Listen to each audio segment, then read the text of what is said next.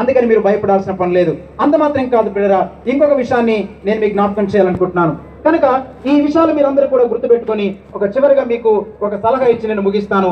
Bible గ్రంథం ఏం చెప్తుందనంటే, ఈ భయాలన్నీ పోవాలంటే లక్ష్యమే మనము గురిగా కలిగి, విశ్వాసమే ఊపిరిగా మనం కలిగి, లేజీగా కాకుండా ఈజీగా తీసుకోవాలంటే బైబిల్లో ఒక మాట ఉంది, యెహోవా యందు భయభక్తులు కలిగి ఉండుటే జ్ఞానమునకు మూలము. ఈ జ్ఞానము యెహోవాయే ఇచ్చువాడు.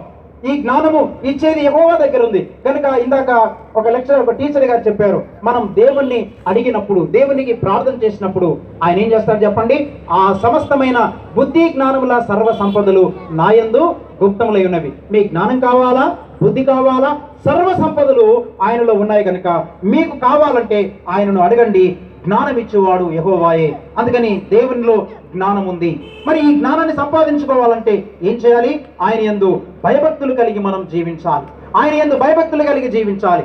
నీతిగా, యథార్థంగా, భక్తిగా మనం జీవించాలి. అంతే, ఏదో లేదు ఆ టైంలో స్లిప్లు అందితే రాసేసి పాస్ అయిపోతాములే అని అనుకుంటారు. అందుకని ఈ స్లిప్ల మీద కాదు ఆధారపడడం, దేవుని మీద ఆధారపడండి. దేవుడు మీకు సాయం చేస్తాడు. మూడవది ఏంటంటే, దేవుని యొక్క జ్ఞానం వలన 3 ఆశీర్వాదాలు కలుగుతాయి. అది సామెతల గ్రంథం 24:3లో ఉంది మాట. ఒకటి, జ్ఞానం వలన ఇల్లు కట్టబడుతుంది, నీ జీవితమే కట్టబడుతుంది.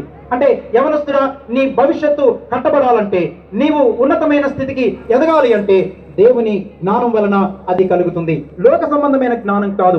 రెండవది ఏంటంటే, నీవు స్థిరపరచబడుతుంటావు. ఒక స్టేజ్లో దేవుడు నిన్ను స్థిరపరుస్తాడు. మూడవది ఏంటంటే, సర్వ సంపదలతో నీవు నిండిపోతావు. అనగా నీకు సర్వ సంపదలు కావాలా, నీవు స్థిరపడిన జీవితం కావాలా, నీ ఇల్లు కట్టబడాలి అంటే నువ్వు దేవుని యొక్క జ్ఞానమును కలిగి నువ్వు జీవించాలని నేను దేవుని పేరిట నీకు ఆనబెట్టుచున్నాను ప్రేరణ. అందువలన ఈ విషయాలన్నీ కూడా మనం గమనించి మరి మనందరం కూడా ఈ మాటను మనం నేర్చుకోవాలి.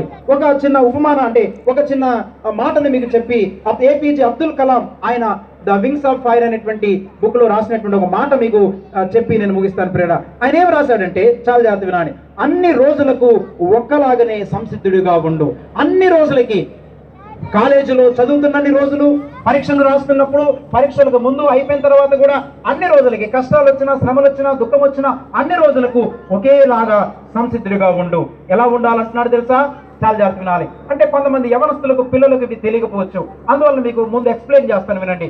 జనరల్ గా ఈ కమ్మరి వాడు ఈ గొడ్డలినో లేకపోతే ఒక ఇనుప పనిముట్టుని వాడు తయారు చేస్తున్నప్పుడు దాగలి అంటారు, తెలుసు కదా? ఆ దాగలి అంటే అది కూడా ఇనుప పనిముట్టు అనమాట.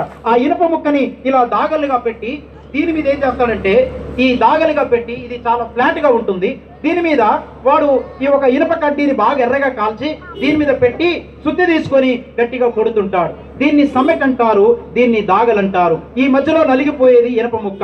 అంటే ఇప్పుడు అర్థమైందా మీకు? ఇది సమ్మెట్ అని అంటారు. మనం కొడుతుంటామే, సుత్తి అంటామే, ఈ సుత్తిని సమ్మెట్ అంటారు, దీన్ని దాగలి అని అంటారు. అందుకని అందులో ఏం రాశాడంటే, నువ్వు దాగలవైనప్పుడు దెబ్బలకు ఓర్చుకో, నువ్వు సమ్మెటమైనప్పుడు దెబ్బ మీద దెబ్బ తీయనన్నాడు.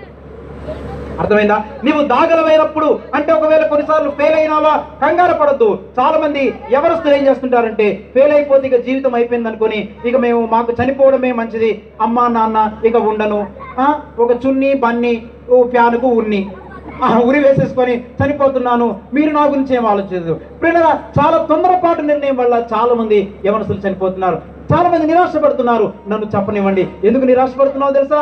డిస్కరేజ్మెంట్ ఎందుకు వస్తుందనంటే, ఎడ్యుకేషన్ ఈజ్ ఎవ్రీథింగ్ అనుకుంటున్నావు, అంటే ఇక విద్యే సమస్తం అనుకుంటున్నావు, అందుకే నీకు నిరాశ.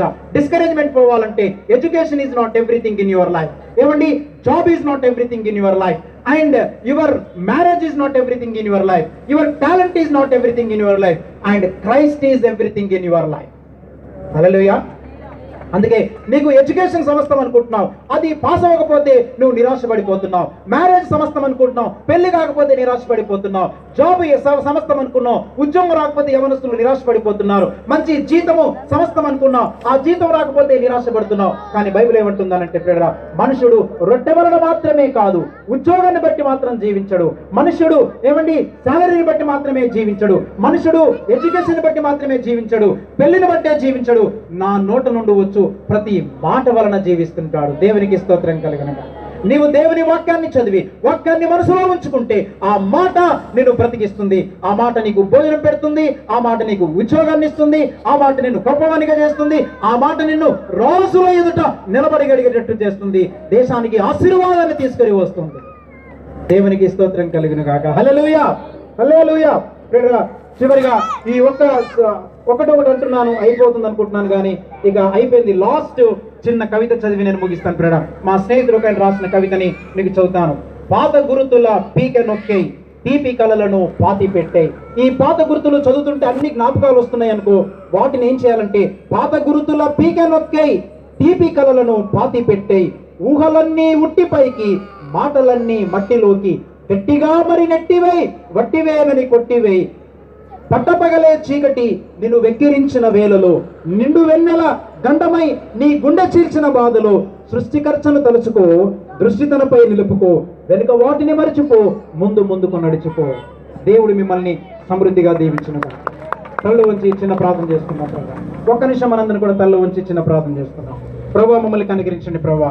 ఆ జ్ఞానమంతా నీలో ఉందన్నావు, నీ వాక్యం ద్వారా మేము జీవించగలమన్నావు. అలాంటి కృపను మాకు అనుగ్రహించి